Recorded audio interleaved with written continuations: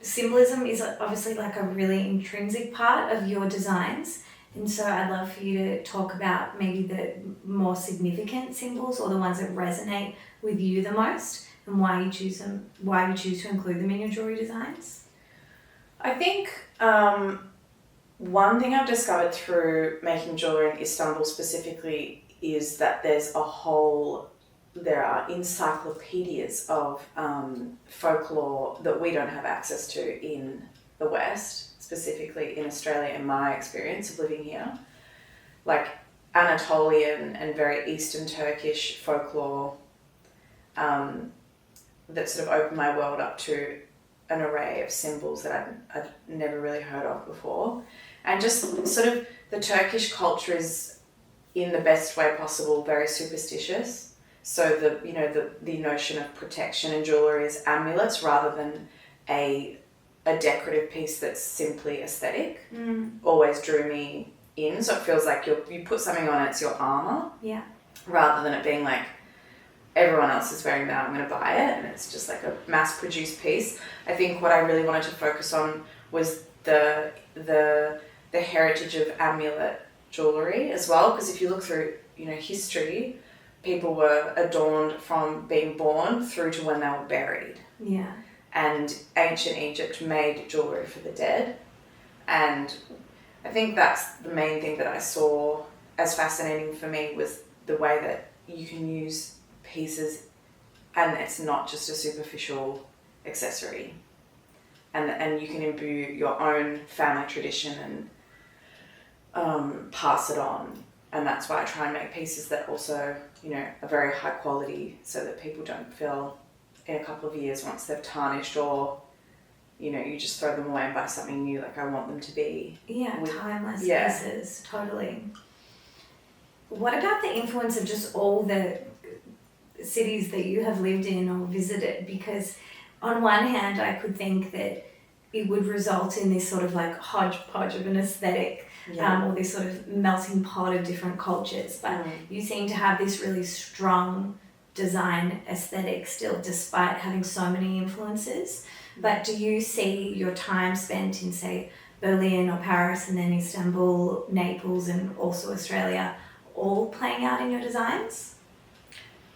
I think like the expression of a design can be quite different, but the collective memory of something always speaks to people. So even like Indigenous Australian and then ancient Anatolian in Turkish, there'll be common themes of, celebrating the woman and, or like celebrating nature or fertility or like abundance or protective amulets. And I think it's more like postmodernism where that stuff got sort of drowned out. So if you look at any ancient culture, including Australian, those amulets and sort of the symbolism, despite looking different, have similar roots. Yeah, or is it that it's all grounded in storytelling and like community or connection? Whether or not it's oral or written or painted, I think you'll find that there's a lot of crossovers, which I think is empowering, because it means we're all doing the same thing, or we're trying to. And so rather than seeing that as a divisive tool, it's like, well, this is the thing that unites people, as is, decorating your body in beautiful jewellery. Just like tattoos. Like, tattoos is not a modern thing. There were tribes in ancient civilizations where the women were head to toe in tattoos, and it was symbolically important. And I think the same for jewellery. I know that you and I both have this affinity for literature and writing or poetry, or we often reference historical texts as opposed to trying to predict like the future or a trend. And I would be interested in knowing what sort of stories you're trying to write with your jewellery or with the brand. I think one of curiosity, because I think curiosity for me is the thing that maintains humanity.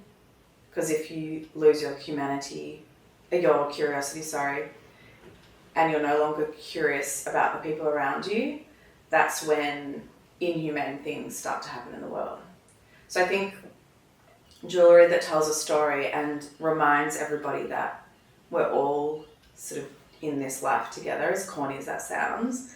I think that's my main aim through this journey of Cleopatra's Bling, because, you know, even though we work with artisans from all different ethnic backgrounds, religions, age, you know, language, at the end of the day, they all create these really beautiful pieces that are recognised, you know, in Australia or wherever the wearer is wearing them, which to me is symbolic of something greater, which is that we're all capable of creating beauty and acknowledging beauty and living a beautiful life. So I think that would be my main thing, curiosity.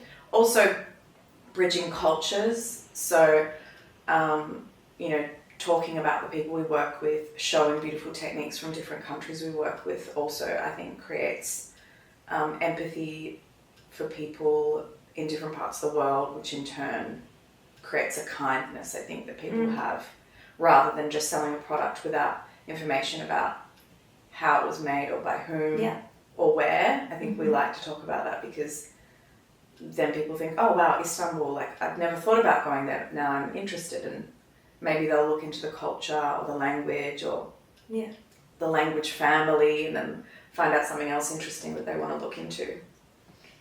And so extending on like the community or the culture of Cleopatra's Bling, or even your personal community, like who would you say, what relationships have been the most influential in your work to date? I think one thing that doesn't get taught when you start a business is how it's like the relationships that you forge through work are, well, you spend 8 hours a day, most of the time, if not more when you're a founder, working with people, whether it's your internal team, external, or artisans in my case. So those relationships are quite, they take up a lot of your bandwidth, but also managing people if you're a founder is a skill that's never taught. So it's like a self-taught thing that you have to seek counsel on. So those relationships have been important because they've taught me a lot about myself, because you do want to learn about yourself when you lead a team. Certain friends that you can have good talks with, like yourself, a few other founder friends, I think we've been able to sort of grow our businesses in a way and like sit down and have honest chats, but also feel quite seen. And then I guess my relationship is, again, as corny as it sounds, with myself, because I've had to really trust myself. And that's like, when you're it's quite an isolating experience to be a founder, because you sit at the top of an organizational structure and you have to lead people, but that doesn't mean that you don't have your own fears, trepidations, worries.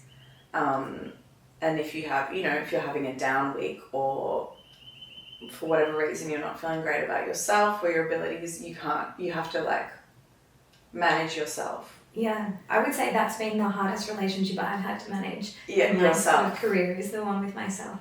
Yeah, so I think like it's easy to project onto the external, but I think at the end of the day what I've really had to do is work on myself in a myriad of ways in order to be able to successfully lead. And I'm still learning, and I will be until I die. Yeah. And so how many years in are you now? A decade? More. More. I mean, it's weird because the first few years I don't consider them like a brand, but like the journey started, like I was like 23 or 22, so I'm 35 and a half. So yeah, a while. But the first couple of years were my sort of discovery. Yeah. You know, go off the rails, leave what I thought I was doing, and then decide that wasn't for me.